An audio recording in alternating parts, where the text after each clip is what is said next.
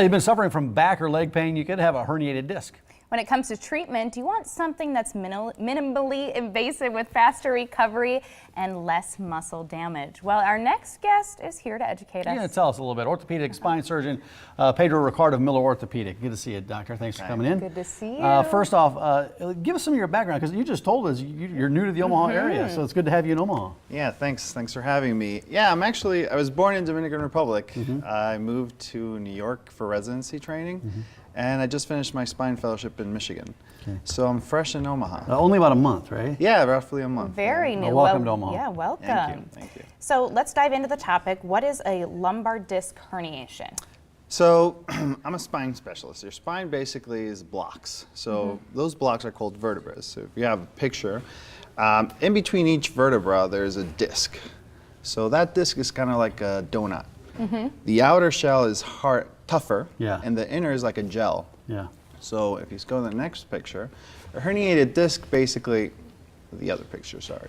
Oh, there we go. There we go, yeah. That's it, yeah. So if you can see on that one, you see how the gel kind of is extruding? Yeah, it's coming out. It's shooting so there's out a break in what's called the annulus. So that tougher part breaks and that gel comes out.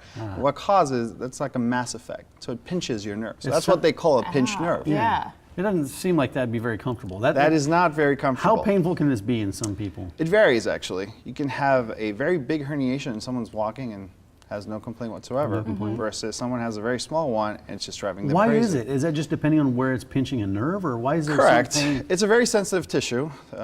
Nerves are different in every person, and depending on where it pinches and how it pinches, it varies. Now, that being said, you get an MRI in 100 people and you're going to find disc bulges. Now, that doesn't mean everybody needs some type of procedure. It's normal for aging and stuff like that. Right. But as what we're more interested in, the ones that become symptomatic, and that's where your leg pain kicks in or your back pain. Now, what are the risk factors, especially if you don't get this treated? So the biggest risk factor is nerve damage. So one of the presentations, if you have motor or sensory weakness, this is kind of like when you're in the bathroom for too long and you stand up and everything is numb and you feel like ants crawling up your legs. That kind of numbness could be there forever. At the same time, you could lose, depending on which nerve is pinched, the muscles could not work. Yeah, what do you do? So what do you do to treat something like that? So the principle is take that piece out. Now, it's called, what we'll talk today about is microdiscectomy. Microdiscectomy has been around since the 70s. I've got friends that have had that, yeah. Exactly, so it's not a new procedure. What's new is the approach to it. So the minimally invasive procedure to it has evolved. Now we have what's called tube microdiscectomy, as well as endoscopic and camera. So it has evolved. So the key in minimally invasive surgery is to decrease the damage to the soft tissue.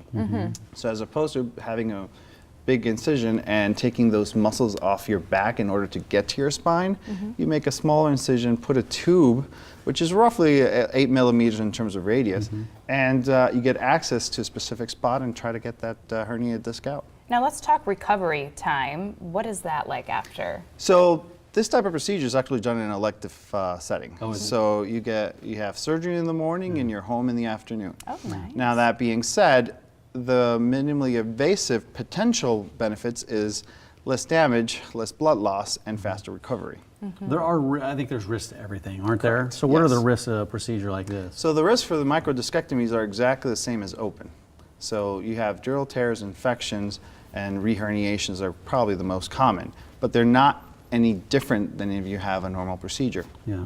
But I'm sorry, go ahead. Oh, no. Well, I was just saying, what are the advantages of this as well? So again, it's the faster recovery, the potential for faster recovery, less pain in the post-op, and people tend to appreciate the elective nature of it. And the results, are the results guaranteed if you do a procedure like this, or what type of impact and relief are patients seeing? So one thing to remember is, one, not everybody's a candidate. Two, is everybody should undergo conservative or non-operative management before this. Right. If you fail that, then you're a candidate. Now that being... I'm sorry, I don't mean to cut you off, but you want to try to do whatever you can Correct. to improve your condition before you get to this point of this procedure. Usually recommending is physical therapy, injections, some people like massages. So a lot of things we try for at least 6 weeks. After that, if the symptoms worsen or haven't improved, then when you talk to your doctor, you kind of have options. So sorry, going back to your question was, Yeah, no, you answered my question, but the one thing that you brought up that I didn't get it, I wasn't clear on was who makes a good candidate for this? Because you said there are different types of candidates. Yes, so ideally the best candidate for this is a person that failed conservative management and is primarily leg pain. Yeah. So there's a million causes of back pain. This can cause back pain, but when you have a procedure like this, we can take away the leg pain. The back pain is not guaranteed because there's other reasons why you could be having that. I've had some back pain. Well, I've had some back issues that led to severe pain down my leg, and that can be debilitating. Yes. So people will do whatever they can to get that done. How should patients find you? Because you do other conditions. You treat the spine. Yes, so other conditions as basically, well. yeah, spine in terms of deformity, tumors, trauma, degenerative, everything in the neck and the lower back. Miller Orthopedics has clinics in Omaha and Council Bluffs, and I'll also be visiting the outreach clinics in Clarinda and Audubon. So. Right, and the website, I believe, was millerortho.com for Correct. more information.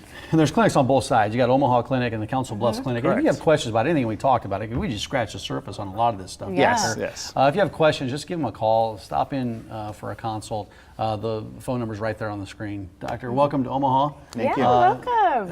Informative interview this morning. We appreciate it. Thank you so Yeah. much.